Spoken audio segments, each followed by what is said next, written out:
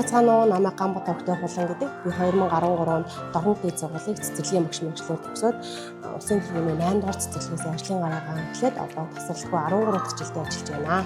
Цэцэрлэгийн багш хэмээх мэргэжил нь хамгийн гэгээхэн бяцхан ертөнцүүдийн сурч хөгжих танин мэдих олон арга замын үүдийг нэг түлхүүрийн эзэн юм а гэж би боддгоо.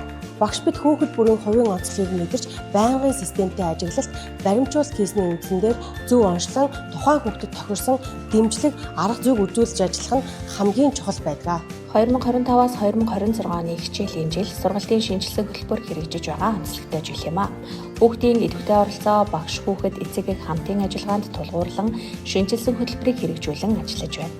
Мөн зохиол суурилсан арга зүй, тоглоом суурилсан арга зүй, төсөл суурилсан арга зүй, шинжилэн судлах арга зүй зэрэг олон арга зүйг туршин хэрэгжүүлж ажиллаж байна. Дуу хөгжим биеийн тамирын багш нартай хамтран нэгдмэл сургалтын арга зүйг өдөр тутмын үйл ажиллагаагаар хэрэгжүүлэн хүүхдийн хөгжлийг дэмжин ажиллахаас гадна сар бүрийн мэрэмжит, сарын аянд бүлгийн хүүхдүүдийг оролцуулан хөгжлийг дэмжин ажиллаж байна. Бүлэгт суралцаж буй ялгаатай хэрэгцээтэй хүүхдийн хөгжлийн үнэлгээг хийж, айд тус бүрээр хөгжлийн насыг тодорхойлон тохирох дэмжлэг, ганцаарчилсан сургалтын төлөвлөгөөнд тусгам бүлгийн өдрийн хуваарьт үйл ажиллагаанд тохируулахын ажлан хөгжлийн акцийг өдөр тутмын ажиглалтын хуудасаар баримтжуулан ажиллаж байна. Өдөр тутмын хуваарьт үйл ажиллагаанд хүүхэд бүрт ажиглалт тэмдэглэл хөтлөж, явцын үнэлгээг хийн ажиллаж байна. Бүлгийн хүүхдийн хөгжлийн ялгаатай байдлыг харгалзан өдөр тутмын хуваарьт үйл ажиллагааг чанартай зохион байгуулан өөрийн арга зүйгээ тасралтгүй хөгжүүлэн ажилласны үр дүнд 2025-аас 2026 оны хүүхдийн хөгжлийн үнэлгээ өмнөх жилээс 2.5%-аар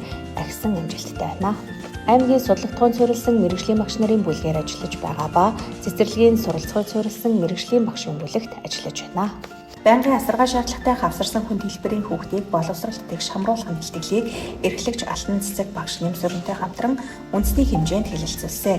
Аймгийн цэцэрлэгийн багш нарын дунд зохион байгуулагдсан сайн хичээл хөгжүүлэх үйл ажиллагаанд цэцэг хичээлээр тэргуун байранд шалгарч улсын уралдаанд оролцох эрх авч өөрийн туршлагаа түгээн илэрүүлсэн. 5 дугаар курсын багш нарын дунд зохион байгуулсан эрдэм шинжилгээний баг хурлын 1-р шатнд багш хуулан нэмсүрэн баярмаа нартай хамтран багаар ажиллаж тэгш хамруулан сургахад эцэг эх асран хамгаалагчдын ойлголт хандлагыг нэмэгдүүлэх боломж илтгэлээр амжилттай болцсон.